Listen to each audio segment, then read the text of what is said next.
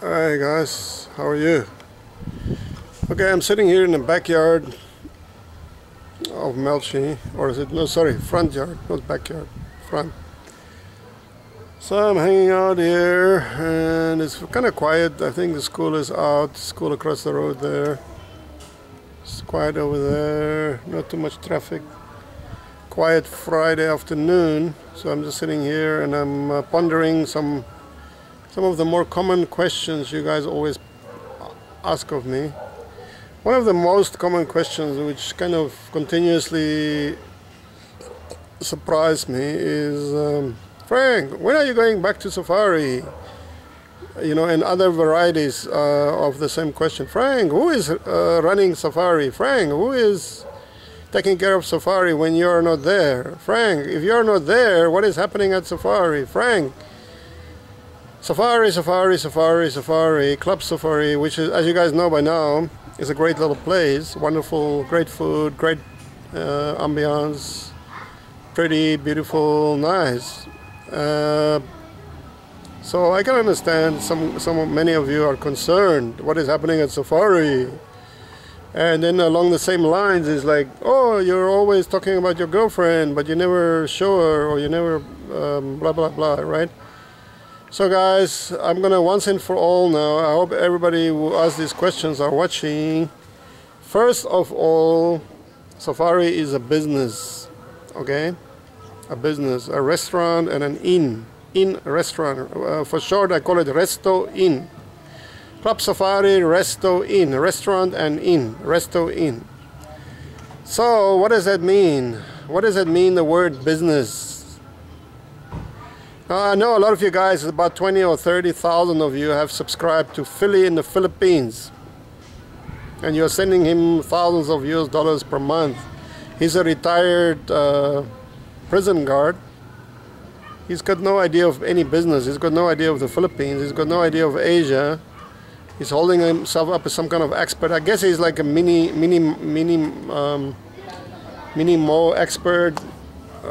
expert in one suburb of Angeles with his little sari store.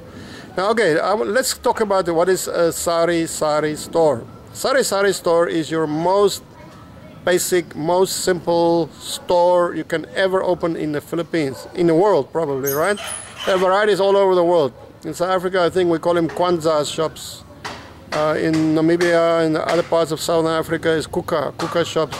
It's a single room little store, and you cram as much shit as you can, call it whatever you want, shit or groceries, or not groceries, junk, chewing gum, loose cigarettes, matches, powdered, little sachets of shit. Okay, so maybe toilet paper, a little bit of soap. Okay, so stuff that people just need now, okay, and they don't want to go to the supermarket to buy it. Okay, so how do you make money in a kuka shop or a sari shop? Of course, it's very, very simple. It's the price difference, the price differential, right? Arbitrage, price arbitrage, which is the fancy word for saying price difference. You yourself take your time, you walk to this supermarket where you can find the cheapest price. Maybe if you're lucky, you buy a little bit in bulk. If you can buy bulk, you usually get some more discount. You buy 100 boxes of matches. So now that you get 2 peso discount on each box of box of matches. So you come back and so now you sell it for the original price, or you add another half peso or maybe 1 peso. You're making 2 to 3 pesos. If you get, no, you won't never get 2 peso discount. You get maybe 1 peso discount, you add another. So you get, potentially you could make 1 or 2 peso profit on a box of matches, right? So this is your idea. You sit in your sari store and you're selling individual small things at minimal profits, like 1 peso, 2 peso. Sometimes you're lucky you can make 3. I guess there are things you could make 3 to 4, maybe 5 peso maximum. Maybe I don't know what it could be. Maybe a liter of beer, or a bottle of Emperador or whatever, right? The problem with the sari is, it sounds great. Oh, I only have to, and if you have a car or a vehicle, you have a little bit of advantage. You can go to a bigger shop, buy a lot more stuff, at and then you get more discount, and you slightly push up your profit margin, right? Now guys, you think about this. The profit margins are, like I said, between 1 peso to maybe 5 peso. You have to sit there in your business. Now I hesitate strongly to call this a business, Sari store, because it's not a fucking business. It's like if you're a retired prison warden or prison officer or whatever you want to call it, this is probably not a bad job for you, because you're back in your own homemade prison. You cannot dare to leave that shop to anybody else. If you hire somebody to work there, all your profits gone. Your salary that you have to pay somebody to sit there selling your 1 peso shitty products at shitty profits, that is going to be all your profits. Plus, if you pay rent and you're sitting there, it's hot in there, maybe you need an aircon if you're a white guy. So there is, if you make any profits, you have to sell food, you have to sell a lot of stuff, and be in a really busy corner, prime spot to make money out of a sari. And then you won't make money that you guys imagine is money, you know, to live a comfortable life. Maybe for a Filipino. Maybe I'm talking about, guys, I hesitate to put any profits on this, because if you make a profit, you should be thankful already. Now, Sari store. So Sari store is not a fucking business. You're buying yourself a job, a shitty job, one of the lowest paying jobs in the fucking world. Very frustrating, very non-satisfactory job. That is a Sari store that Mr. Philly in the Philippines, give me $20 and you can send me an email, or give me $20 and you can give me a call. The most generous man in the world. It's no wonder he wants fucking $20 each time you think of him. But anyway, now my business is a real business. A business is something that generates income without you having to fucking be there every single minute of every single fucking day, watching it like a hog. You can train people. You can have a manager. You can have. There are different ways that you can, but you don't have to be there. It's a self-running business, still making money. That is a real business. It doesn't mean that I'm totally cut myself off from it. No, I am still in touch with my business every single day. And if I'm not there, most of the time Leah is there. And sometimes, but over the last few weeks, neither she nor me were there. She was teaching in Cebu. She had private students from China. Then she went to Japan. She just came back from Japan yesterday. And she's going back to Safari next week, Monday. And I'll probably be in Safari next week as well. So I hope this answers your question, guys. Safari is a running, profit-making business, and I don't have to be there 24/7. I don't have to sleep there. I don't have to live there. I don't have to. It's not a job. It's a business. Please differentiate between the two. Okay, if you want to have the shittiest possible business, then I recommend you pay your $20 to Mr. Philly in the Philippines and you take his advice. And then you're going to have the shittiest business ever, okay? If you want to understand the principles, basics of business, you can talk to me, and it's free. Basically free. I do encourage you to support me, but so far nobody is fucking interested to support me, so thank you all. Thank you. The big F word, F-A-N-K, thank you. I love that one. So anyway, and you know what is really funny? I've been pestering you guys now for the last few weeks. Oh, I have a Patreon account. I had exactly 2 subscribers. One was Danny in Ireland, Danny Boy, and the other one was Bob the Builder. They sent me, between the two of them, they sent me $105. Last week, I decided to try and see how I can get a hold of this money, because it's sitting in Patreon account. I opened my Patreon account and it said, your Patreon account is under investigation for fraud. Your account is frozen. So I was like, oh shit. 2 people sent me money and now suddenly I'm investigated for fraud. What the fuck's going on here? So I sent them a little email, but I didn't get any reply from Patreon. Then last night I tried to, I went back on my account, and it seemed to be back to normal, but except for that the money, the $105 was all gone. Not a single mention. I looked all over the site, it's there's no mention of any of the money. And of course I sent another message to Patreon asking them what is going on here, and then they sent me a very obtuse and confused reply, which I'm still trying to figure out. There's just, I'm not clever enough. Like, remember my rant about the big companies and big corporations? Now this is another perfect fucking example. Big corporation, Patreon, sitting on billions of dollars. Who the fuck is Francois Williams? A guy with $100? Hey! If we grab that $100, who cares? What is Francois Williams going to do about it? Is he going to get a fucking lawyer? On the average, I read somewhere that in the USA, if you don't have a minimum of $1 or $2 million US, you can't afford to rent a lawyer. So I'm going to spend $1 million US to fight for my $100. Patreon is laughing at that. Ah! So they sent me this completely nonsensical reply about, oh, you didn't do this and you didn't do this. It's like the equivalent of, you didn't read the fucking small print on page 343, section 9, clause A, subsection D, E. There's tiny, and then there's a footnote, a tiny footnote under that. You didn't read that footnote. So your money is gone. So that's more or less the equivalent as far as I can understand it. Okay, it's very simple. Some people send me money. Patreon decided to, for some reason, that it's gone. Okay, so it's not much money, but for me it's quite substantial. $100 for me is substantial. That's something that it's going to take me 15 days at my current pace of YouTube videos to make it. So we are all under the hammer. We're all under the hammer. Now you guys will say, yeah, but you have a business in Klub Safari. I do. But I try not to touch that money, especially not for my traveling, for my drinking, whatever. That's out of bounds, because that's Leah and me, between the two of us. I cannot just go and waste that money. I cannot spend it any way I want. So I make my own money on the side for my own purpose.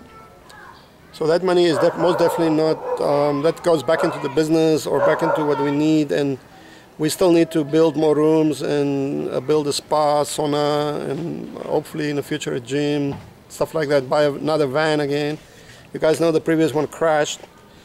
So the money we make from the business is just too small to do any of that at the moment. That's the other reason that I'm fucking traveling around like I'm doing, is looking for other revenues and other sources of income, so that we can have eventually more money, that we can enlarge our business, maybe even open a second branch, buy a vehicle, which would help a hell of a lot, maybe buy a boat in the future, so that we can actually expand our business and can start to make real money.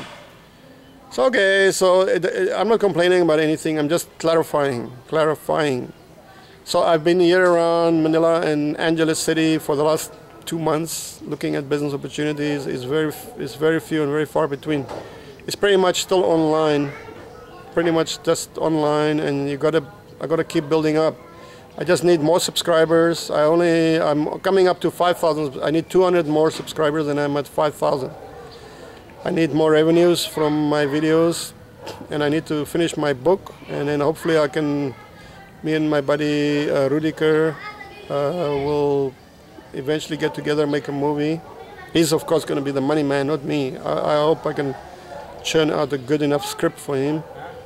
I'm going to make a little video about him, and then I will put links on the next video about his movies, how we met, the adventures we've had. Very interesting stories. So guys, Leah is back now from Japan. She's doing really well. We have a relationship which is very hard to explain, okay? Because she wants to travel and see the world, and I want her to travel and see the world. And I cannot pay for it right now. I just don't have the money. She's helping other people with their business, and they are rewarding her by taking her own trip, for example. She's got some income now from her online teaching and other tutoring and stuff, and by helping these people setting up business here in the Philippines, for example. So she's really doing well, and we are both trying to just forge ahead step by step. I hope all of this helps, guys, and so you better understand our thinking. Our thinking is moving up, moving up. We cannot just stay stuck in one place. Life is a journey. A place like Klub Safari, our place, is one step on one stone crossing the stream.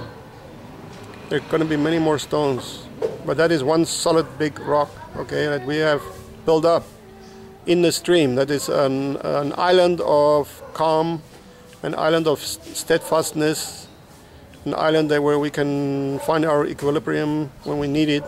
But we can leave this little rock island in the middle of the stream, and again we can still go away and come back. It's still going to be there. It's strong enough and heavy enough to be there. Okay? So that's this Klub Safari. It's an island in the stream. But we are not marooned on this island. We're not stuck. We're not imprisoned. We are still looking, we're still exploring for more and more opportunities. And I know many of you guys are interested to come over and talk about opportunities, and you're very welcome. Okay? Don't open a sari store, guys, whatever you fucking do. That is your own private prison. And then you're gonna be like Philly in the Philippines. Give me $20 and I'll give you my number. You can talk to me. And I will tell you how to open a sari store. Yeah. Fucking psychology. Bullshit. Okay, guys. I'm gonna tonight at about 7 we're gonna try another live stream. Melchi, I hope Melchi is up for it this Friday. I'm also not feeling well, but I'm feeling slightly better than yesterday. I hope I can sleep well tonight. Okay, guys, this is the view here in the front yard. Look at Cedric there. He's a very hard-working young man. I like him. He's a good kid. He's there sweeping. He's a good boy. Melchi talked about him yesterday. He's really doing well. He's not lazy. I appreciate a boy like that. I hope one day I can offer him a job in wherever. If I have the means to offer him a job, I will do so, because he's very well, very respectful and very hard-working boy. I like that. Very good kid. The learning venue, guys. I think everybody is. Oh, I like these. These are nice. These are nice. Good sticks. Good sticks. I see there is some. There's some. Is that? Wait, let me zoom in on this. Oh, the Vallejo learning venue, the Vallejo. Oh, okay, is that the valley, Vallejo? I think it means valley, right? Vallejo in Spanish. My Spanish is not that good, guys. It's pretty terrible. So let me know. How you doing, Cedric? Cedric, how are you? You're working hard. You're working hard. Yeah? Are you working hard or are you working normally? Are you working hard or normal? Hard. Okay, good. Good boy, good boy. Cedric is working hard, he says. Very hard. I want to try this stick. I like this stick. I'm going to show you. A lot of you guys always keep on asking me, Frank, when are you going to show us some moves? Some moves. So maybe I can show you a move right now. Let me see with this. This is a good height. Cedric, come here. Can you hold this camera? Point it at me. Just point it at me quick. Just hold it. Hold it at me. Yeah, wait. You can. Okay. Put your hand through here. This is the zoom. You see that? Can you see? Zoom it on me. Yeah. Okay. Zoom it nice. Can you get me? Is it okay? Oh, wait, stand. So guys, this stick is a really good weapon, right? I think I've shown you before. If you want to bring it into action, a little kick, a tap kick. Just point there at my foot. Tap kick like this, you see? So you go like this. There. Slam it straight into the head. bring it down, okay? Push, bring it up. 2, 3. You can go behind, you can come back. This is just some simple, hold it, some simple ways you could use your stick, your fighting stick. Let me see, can you kick it? Like that? Yeah, kick harder. More, you have to bring it over. I'm gonna try to teach him. Yes, yes, too slow. Too slow, too slow. Okay, if I'm gonna use this umbrella, right? I'm gonna hit you now with this umbrella, Cedric. You're gonna defend, okay? Defend. No, 2 hands, 2 hands. Yes, that's it, you see? Boom, and then I kick. Now you have to bring it down, you see? Okay, let's try again. 1, 2. Okay, good. So that simple way of using a stick, guys. I'm just showing you there. I'm gonna make a lot of survival. I'm waiting for some of my guys to come. Dan is coming. He's very good in Burmese boxing. Dan from England, the Burmese Thai boxing. He's really good in that.